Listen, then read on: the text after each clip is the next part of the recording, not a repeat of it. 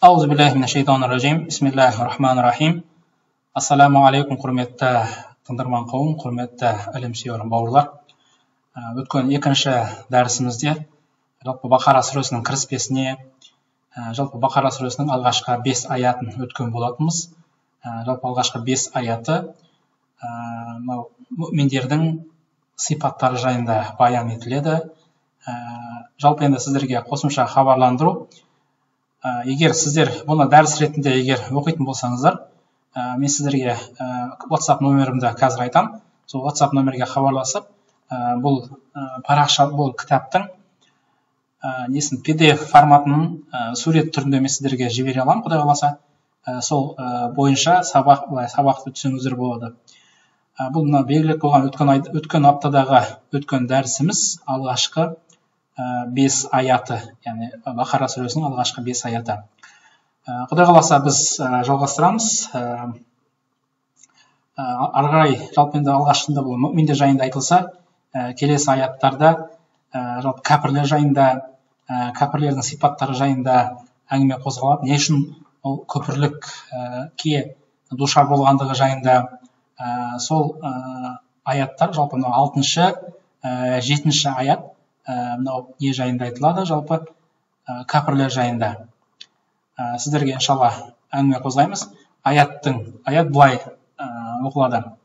Аузубиллахи минашшайтанир-ражим. Бисмиллахир-рахманир-рахим.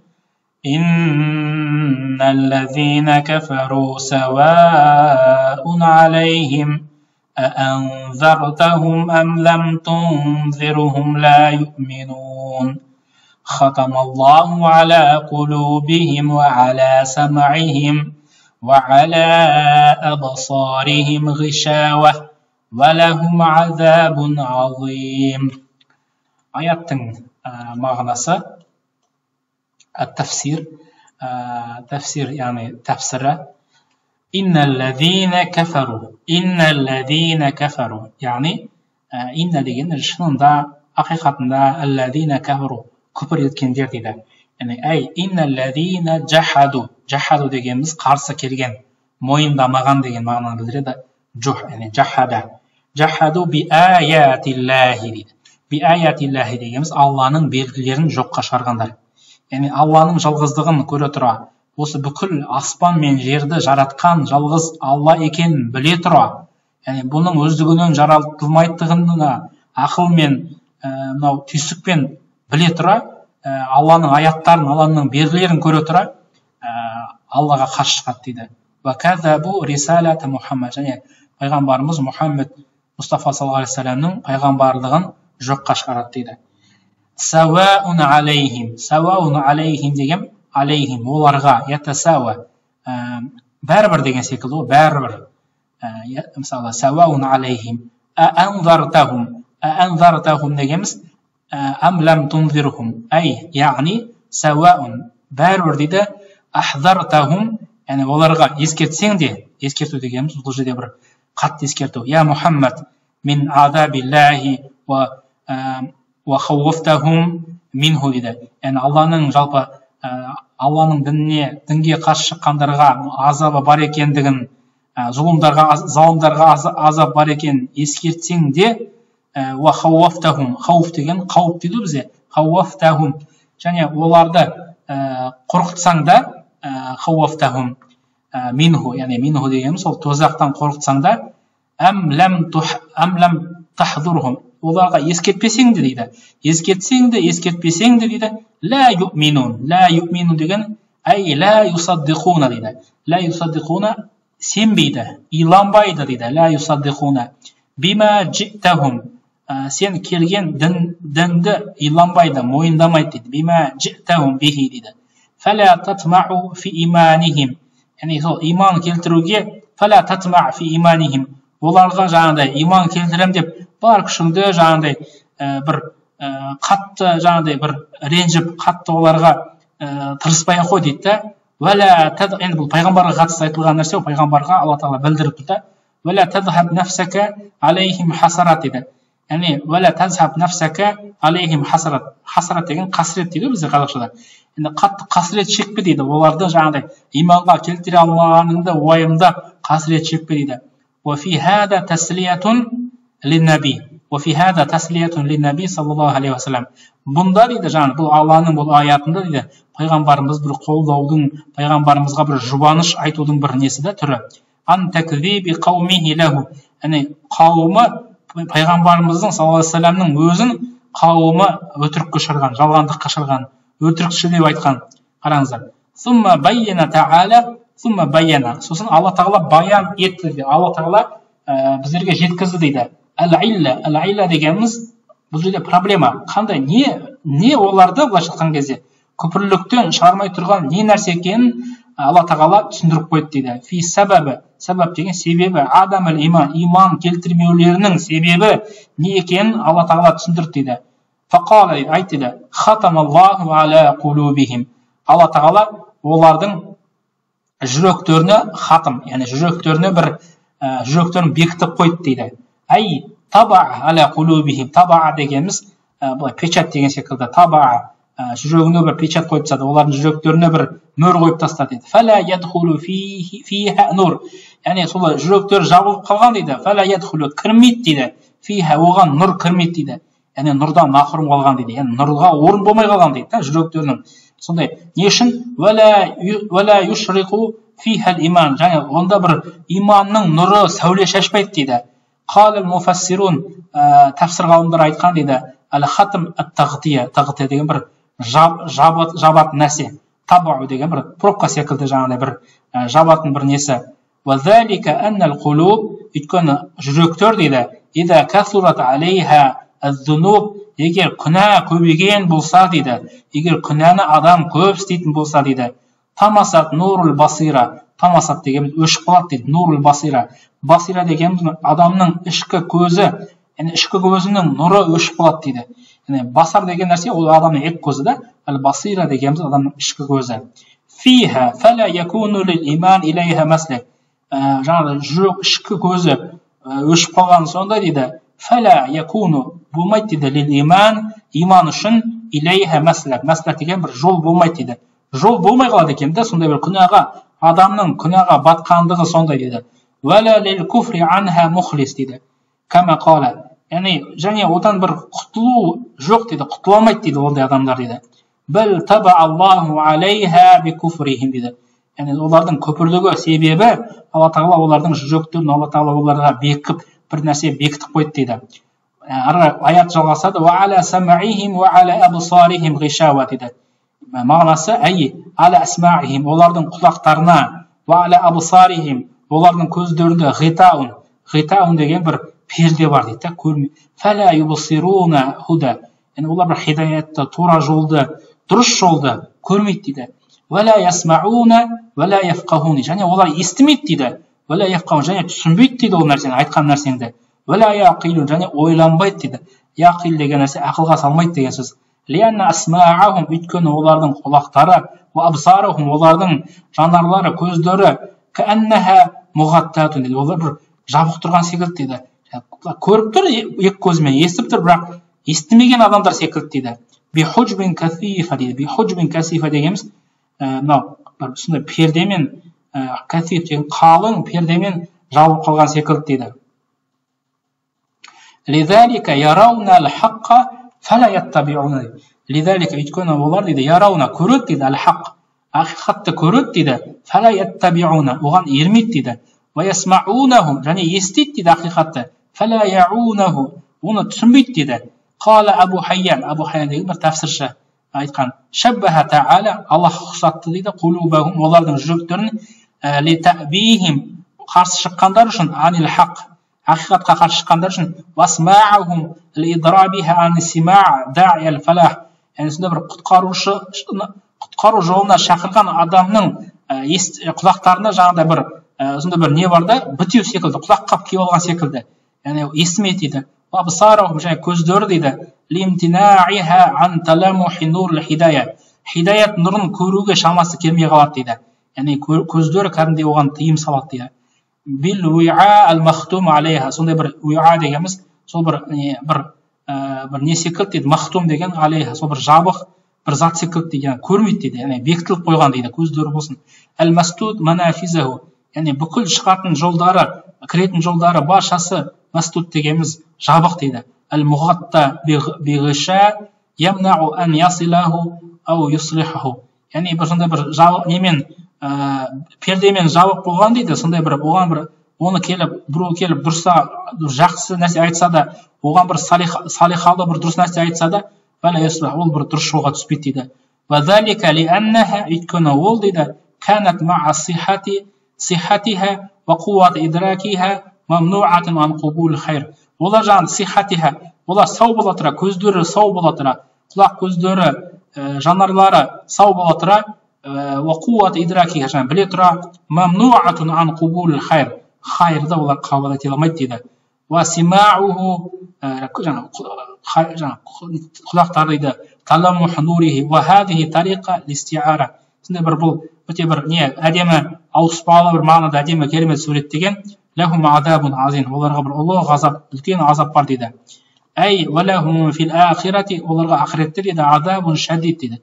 Үлкен азаптар бар дейді. Ла янқатиа, тоқтамайтын дейді. Бисабабы күфрихим, олардың көпірліктері үшін дейді. Ва ижрамихим, олардың бір қылмыскерлігі үшін дейді. Ва такзибихим, олардың жаңағы қарсы келіп өтірік айтқандары үшін дейді. Би аятилlah, Алланың аяттарына, Алланың белгілеріне дейді. Бұл жерде жалпы кәпірлер жайында айтылған аят. Одан кейін бұл кәпірлер жайында айтылды, кейін енді нелер мұнафиқтар жайында басталады. 8-ші аяттан басталады міне. Осы аятпен Құдай қаласа бүгін дәрісімізді тамамдаймыз. Иншалла 11 аятқа дейін, 11-ші аятқа дейін, яғни біз 6-ші аяттан бастап 11-ші аятқа дейін біз 6 аятты бүгін өтеміз иншалла. Енді сәбәбі нузул, су себебі, сәбәбі нузул деген су себебі. Қала Ибн Аббас айтты дейді. Ибн Аббас деген Абдулла Ибн Аббас, пайғамбарымыздың саллаллаху алейхи вассаламның көкесі Аббастың баласы. Назалат хазихил аят, бұл аят түсті дейді, фи мунафиқи ахлил китаб. Яғни кітап иелерінің ішіндегі 200-лерге түскен дейді. Минхум, олардың ішінде Абдулла ибн Убай ибн Салул дейді. Осы Абдулла ибн Убай ибн Салулға түскен дейді. Муатиб ибн Құшайрға түскен, Валджад ибн Қайсқа түскен. Кану ида лақу әл-муъминин, кану ида лақу әл-муъмин. Мұсылмандарға да кездестірген кезде язхарун әл-иман, имандарын, бір иман, мұъмин ретінде өздерін көрсетіп дейді. Ваттастиқ, оларға бір иланғандарын көрсетіп дейді. ويقولون және айтады дейді инна ланажид фи китабина на'таху ва сифатаху, яғни біз сендердің пайғамбарларының сипаттарын бір белгілерін өзіміздің кітабымызда көреміз деп сонда бір иланған секілді болады дейді. Енді аяттың несі? Аят төмендегі аят. Аятты оқып жүрейік иншалла. Бисмиллахир-рахманир-рахим. ومن الناس من يقول آمنا بالله وباليوم الآخر وما هم بمؤمنين يخادعون الله والذين آمنوا وما يخدعون إلا أنفسهم وما يشعرون في قلوبهم مرض فزادهم الله مرضا ولهم عذاب عليم بما كانوا يكذبون وإذا قيل لهم لا تفسدوا في الأرض قالوا إنما نحن مصلحون. Осымен бітті, қараңыздар. وَمِنَ النَّاسِ مَنْ يَقُولُ آمَنَّا بِاللَّهِ дейді. Әй, минаннас, адамдардың ішінде біреулер айтады дейді. Фариқун деген бір топтар айтады дейді. Яқулуна айтады дейді. Би әлсинатихим, тілдерімен айтады дейді. Тек тілдерінде ғана имандар бар дейді. Саддақна билла, Аллаға біз иман келтірдік деп айтады дейді. وَبِمَا أَنْزَلَ عَلَى رَسُولِهِ, пайғамбарына түскенге біз иландық деп айтады дейді. Мин аятил байинат, анық аяттарға біз иман келтірдік деп айтады дейді. وَبِلْ يَوْمِ الْآخِرِ, және қиямет күнні иман келтірдік деп айтады дейді. Әй, وَصَدَّقْنَا بِالْبَعْثِ وَالنُّشُورِ, қайтадан тірілуге, жиналуға біз иман келтірдік деп айтады дейді. وَمَا هُمْ بِمُؤْمِنِينَ, олар шынайы мүминдер емес дейді. Әй, وَمَا هُمْ عَلَى الْحَقِيقَةِ дейді. Олар шынайы ақиқат тұрғысында бимусаддиқин вәлә муъминин дейді. Олар дейді шынайы түрде иланбайды дейді, және олар шынайы мүминдер емес дейді. Лианнахум яқулуна залика, өйткені оны олар айтады дейді. Қаулан, тек қана тілдерінде ғана, дуна иътиқад, олар бірақ ол нәрсе айтқан нәрселеріне сенбейді дейді. Жай тілдермен ғана айтады дейді. Ва каламан, жаңағыдай кәлам ретінде, сөз ретінде айтуы мүмкін, дуна тасдиқ дейді. ешбір иланбастан дейді. Қал Байдауи, Байдауи деген бір тәпсір ғалымы, хада хуал қасам ал-қисму салис, бұл үшінші топтағы адамдар. Әл-музабзиб бәйнәл қисмайн дейді. Музабзиб дегеніміз не анау жолда емес, не мынау жолда емес, сол екі жолдың ортасындағы бір қайран қалып тұрған дейді ғой енді. Колебания, орысша айтқан колебация етіп тұрған, яғни қай жолға барарын білмей дал болып тұрған адамдар. Уахум алладина аману би афуахихим. Олар дейді, алладина аману, иман келтірген би афуахихим, тілдерімен иман келтірген дейді. Валам туъмин қулубухум, олардың бірақ жүректерімен иман келтірмеген дейді. Уахум ахбасул кафара дейді. Ахбас деген сол кәпірлердің ішіндегі ең бір жаманы дейді. Ва абғадахум илаллах, және Алланың құзырында да ең төменгі адамдар дейді. Лианнахум мауваху ал-куфр ва халлату бихи хидаан ва стизан дейді. Өйткені оларды мауваху, олар бір сіне секілді жаңағыдай, хамелеон секілді жаңағыдай, біресе жаңағыдай кәпір, біресе жаңағыдай имандарын көрсетіп, біресе қарсы келіп, 200 адамдар дейді. Ва халлату, және айырбастады дейді, жаңа араластырды дейді. Бихи хидаан ва стизан, сол иман келтіре тұра олар мұсылмандарға жаңа қиянат жасауға, оларға келек етуден жаңа бас тартпайды дейді. Валидалика атала фи баяны хабасихим ва жахлихим. Сол себептен бұл аяттар жаңа осы 200 жайында аяттар өте көп дейді. Атала деген созы дейді бұл аяттарда. Фи баян, оларды баян етуде, хабасихим, олардың жамандықтарын, ва жахлихим, олардың надандықтарын. Истиза бихим ва тахаккум би афалихим. Олардың іс-әрекеттерінің жаңағы қаншалықты төмен екенін жаңағыдай Алла Тағаланың өзі оларды келеке қылғандығын жаңа баян етеді. Васаджала алейхим далал ва туғиян. Олар дейді адасу жолында дейді. Адасу жаңа қарсы келу жолында дейді. Вадараба лахум ал-амсал. Оларға бір мысал келтірді дейді. Юхадиуна Аллаха валладина аману. Олар өздерінше дейді Алланы және иман келтіргендерді алдадық деп ойлайды дейді. Ай яъмалуна амалан мухадиа. Сінде бір мухадаа деген жаңағыдай алдап соғу, би изхари ма азхаруху, яғни сонда бір көрсетіп, өздері мұъмин ретінде көрсетпейді, минал иман, имандарын көрсетіп өтірік дейді. Ма исрарихим алал куфр, күпірліктерін жалғастыра береді дейді. Яътақидуна би жахлихим аннахум, енді олар ойлайды дейді жаңағыдай, ойлайды дейді жаңағы олардың енді надан ғой. Аннахум яхдауна Аллаха бидалика, Алланы осылайша алдадық деп ойлайды дейді.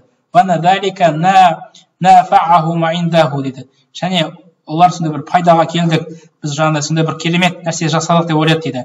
Ваннахум яруджу алейхи кама қад яруджу ала ба'дил муъминин. Сол секілді олар дейді, сол мұъминдердің арасымен араласып, олармен бірге жүріп, өздерінің мұъминдермен бірге көрсеткісі келеді дейді. وما علموا أن الله لا يخدع لأنه لا تخفى عليه خافية. وما علموا, олар білмеді ме дейді, أن Алланың дейді, لا يخدع, еш уақытта алданбайтын, алдану Аллаға тән емес екен. Өйткені Алладан еш нәрсе لا تخفى عليه خافية, еш нәрсе тыс қалмайтын дейді. قال ибн Касир айтқан дейді, النفاق هو إظهار الخير. Нифақ дегеніміз, яғни екіжүзділік дегеніміз, бұл жақсы болып көріну дейді.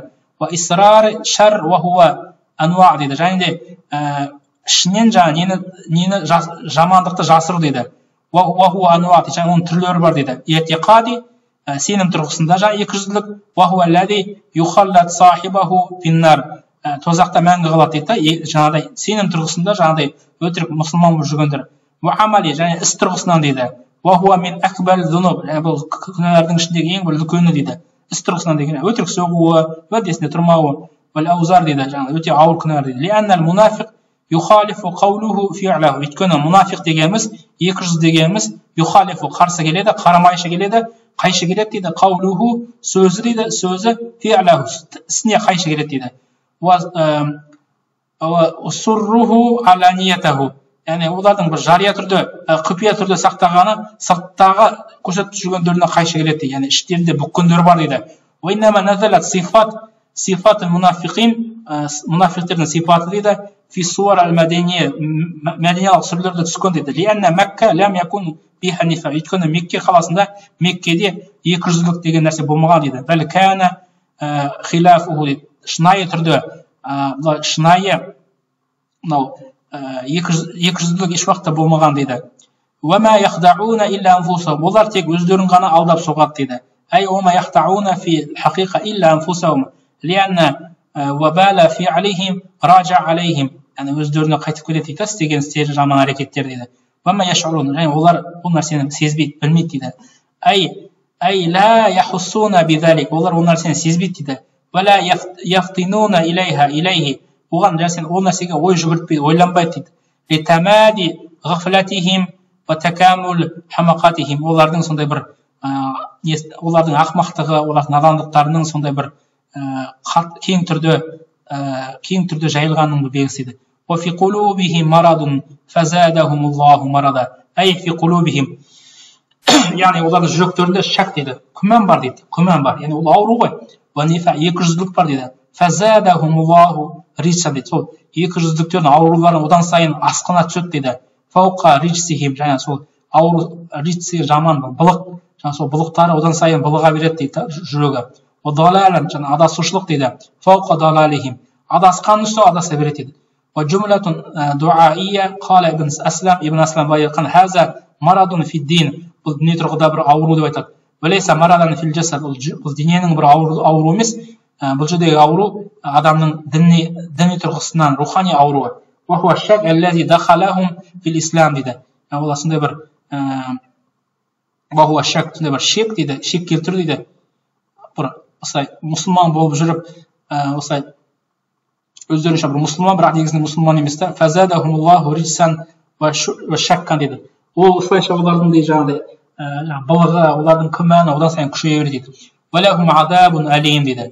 Және оларға үлкен азап бар дейді. بِمَا كَانُوا يَكْذِبُونَ өтірік соққандар үшін дейді. أي لهم عذاب مؤلم қатты ауыр азап бар дейді.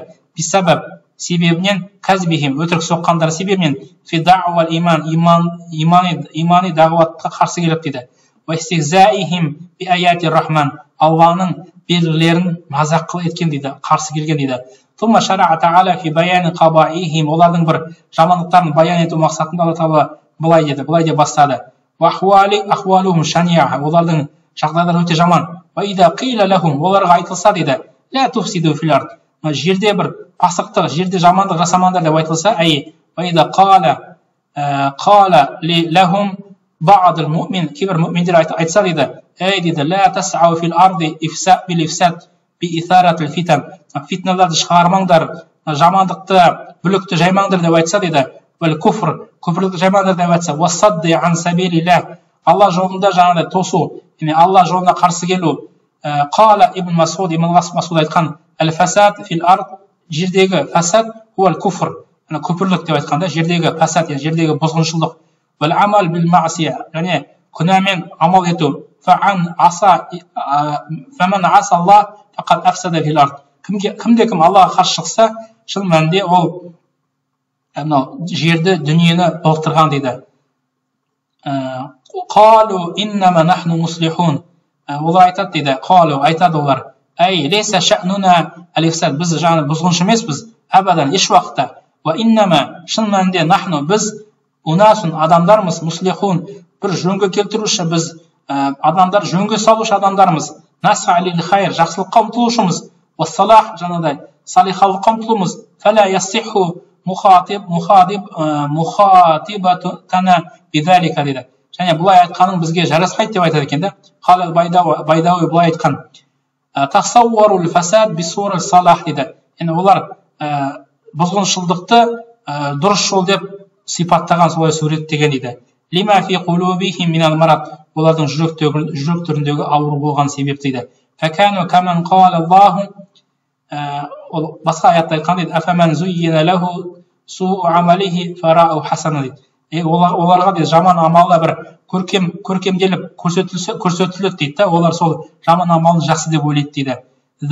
Лидалика раддаллаху алейха абла рад битастиқ джумла. Бұл енді келесі сабақтың жалғасы иншалла. Келесі сабақты осы жерден бастап ары жалғастырамыз. Құдай қаласа бұл жерде кәпірлер жайында, екіжүзділер жайында әңгіме қозғалды. Құрметті бауырлар, Құдай қаласа келесі аптада 4-ші сабағымызда оны жалғастыратын боламыз. Алла баршамызға разы болсын.